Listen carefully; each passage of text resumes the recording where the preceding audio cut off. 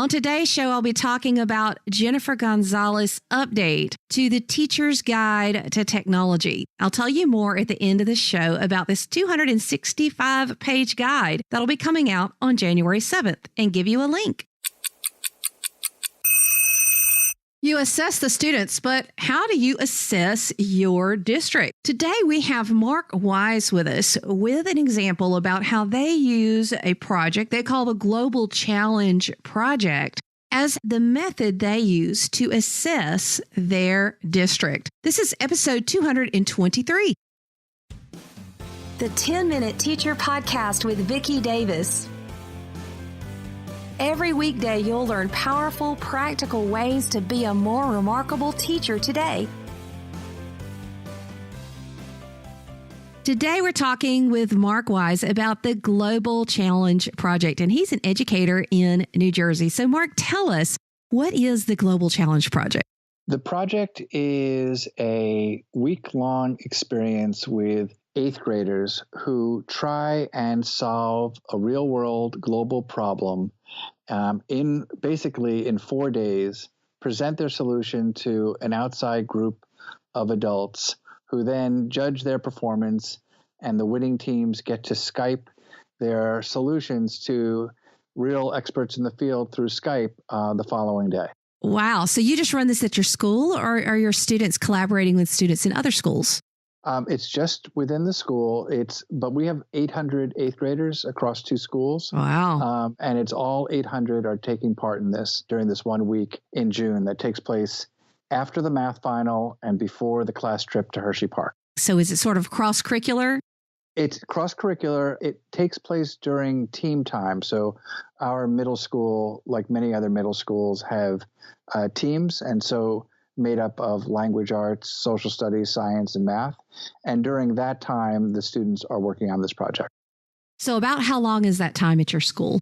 Give or take about 4 hours a day. You literally pretty much have half a day for 4 days for the students to come up with these challenges and present. So give us an example of one of the winning projects. Well, I mean, first of all, the winning is with a small W. And what we do is everyone gets their first choice of what they want to work on.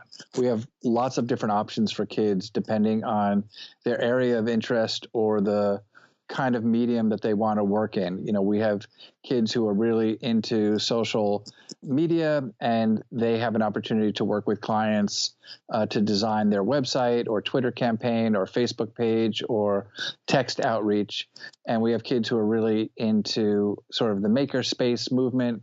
And if they want to design a water filtration system for Nepal or design something to help Syrian refugees at any part of their journey, whether to make them more comfortable or more safe or to better acclimate to new surroundings, they could design something. Or for those kids that are interested in hunger or women's issues or child nutrition, they really have a myriad of options with which to pursue their own particular passion for helping people. And then once kids select that, we then randomly group the kids into teams of 5. The teams are mixed across different teams, so they might be even working with kids that they're not very familiar with. Again, we include every single kid. So we have children who are resource room kids and gifted and talented kids and kids who love school and kids who hate school and kids who this is their passion and kids who never thought of social studies or any kind of global development as an interest are all working together on a team. So the adults only see the end product. They have no idea who these kids are, and they're scoring them on several different rubrics and ultimately deciding which group project or development plan or website or whatever it may be they would want to fund or they would want to hire. And those teams go forward to actually Skype with the real world experts. So Mark, how long have you been doing this project and how has it changed over time? We've been doing it about 9 years. It started with a pilot team in each school, and it's grown to now it's every team in the 8th grade is doing it. We started with only having one choice, and now we have 8 sort of big buckets of choices, and within there's thousands of choices that kids can make. So it's really expanded. We also started with a few experts that were able to Skype, and now we have close to 250 students Skyping across 10 time zones with 60 Skype sessions all in one given day. It sounds like so much to coordinate, Mark. It's a lot to coordinate. Yep. But it's grown over time. You didn't start at the level you're at, right? That's correct. It's grown over time. And the other sort of interesting thing about this, besides, I mean, in and of itself, it would be a cool project, but what we're doing is we're using it really as an assessment of the district, not of the students. In fact, the students aren't graded for this, which was a big leap for our teachers because they thought students wouldn't be motivated to work if they weren't being graded, especially the second to last week of their 8th grade experience. So it was a big lift, but we found out that kids will work and kids will be excited about their learning, especially if they feel that there's an authentic audience in mind, that they're doing it not only for the judges that come in, but also for the opportunity to Skype and share their research with people in the field. Now, I've seen some schools that have done big projects at the end of the year, and sometimes the teachers say, you know what, I'm too tired to do such a big project. How do your teachers feel about it? Well, there's probably folks that feel that way. The nice thing about this project is it's totally student run. In fact, there's no teacher scaffolding whatsoever. Once the kids have, all the work is in the upfront. We have a website that has all the tasks, all the rubrics, all the websites, tutorials, all that kind of stuff. So students are totally self-directed. So once they hit the ground running, let's say on Monday morning, teachers are sort of stepping out of the way. All they're doing, since they're not grading, is looking at how well the students are collaborating. And each year we get data on that. And we also collect data on their problem-solving skills, their research skills, their communication skills, things that we're interested in as a district to see how we're doing and how we're improving or not improving over time. And then we use that data to then inform our other programs and our other types of assessments to see how we can improve those. So this acts almost like a physical for the district more than anything else. So, Mark, what's the most shocking thing that you've learned through your data collection and through this process?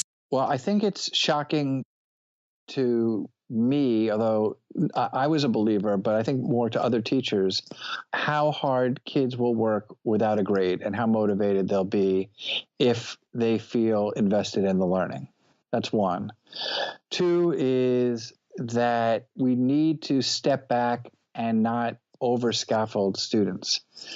We started off, one of the questions you asked at the beginning was, how has this changed over time? And in the beginning, we used to do a pretty heavy lift in terms of mini lessons and guided instruction to the students of how to do PowerPoints, how to present, all these little things in terms of how to make their presentation better and more palatable to the judges. And while we got good results, we realized it was very heavily coached and we weren't getting real data. And so we stripped it back completely to the point now where there's almost no teacher involvement whatsoever unless there's some kind of interpersonal flare-up. But other than that, the kids are totally on their own, and the students really appreciate having the project and the content and the final product be 100% produced by them and within their locus of control. What is a way that a school could get started quickly implementing their own Global Challenge project? We could provide the website for folks because one of the nice things about the website is that all the materials are here. Part of it is in creating this and so many options and the rubrics, it was somewhat of a heavy lift. But after 9 years, I feel like it's in a pretty good shape so that teachers or administrators could grab this on their own and start to, just add water, use it as they see fit. The larger step is to get it to be something more than just a cool project. And that is it something that the school or the district is interested in doing to get the results to then look critically at how they're teaching and how they're assessing to really make some changes district-wide. I mean, that's, if not, it's a cool project and is easily adoptable and adaptable. But to me, the real power is looking at the results to then drive some other changes in the district. So, for example, in the grade below, we used to do a traditional research paper, and now we realized that to sort of help prepare them for this kind of project, we switched over to kids creating documentaries and making presentations about their documentaries. And that's been a lot more powerful for students, and it's also helped prepare them for this kind of performance assessment. Those kinds of things have been happening across the board, both below 8th grade and above 8th grade, because they see what 8th graders are capable of left to their own devices, and they also see where the holes are in terms of what our kids are capable of or are able to perform, and we want to make some changes so that they're better.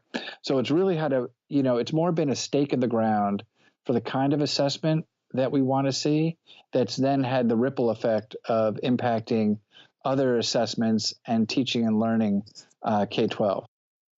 This is a remarkable project, a great topic for a Wonderful Classroom Wednesday, the Global Challenge Project. You definitely want to check the show notes for this. And let me just challenge you. How are you assessing your district? How are you assessing your school? Take a look at this in their website and discuss this. This is a fantastic case study for all of us to discuss in staff meetings to determine how we are truly assessing our school, because it's not just about the test. So, remarkable educators, I think we have a great project for us to think about.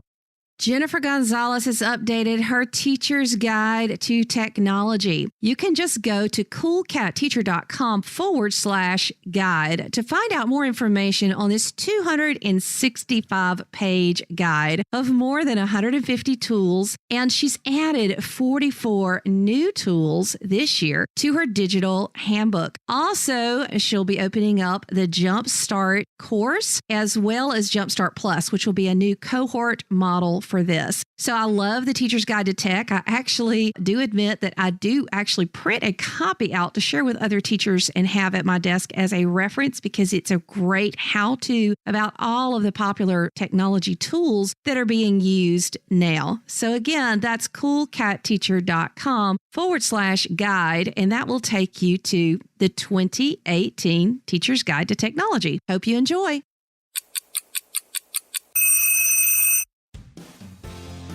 Thank you for listening to the 10-Minute Teacher Podcast. You can download the show notes and see the archive at coolcatteacher.com/podcast. Never stop learning.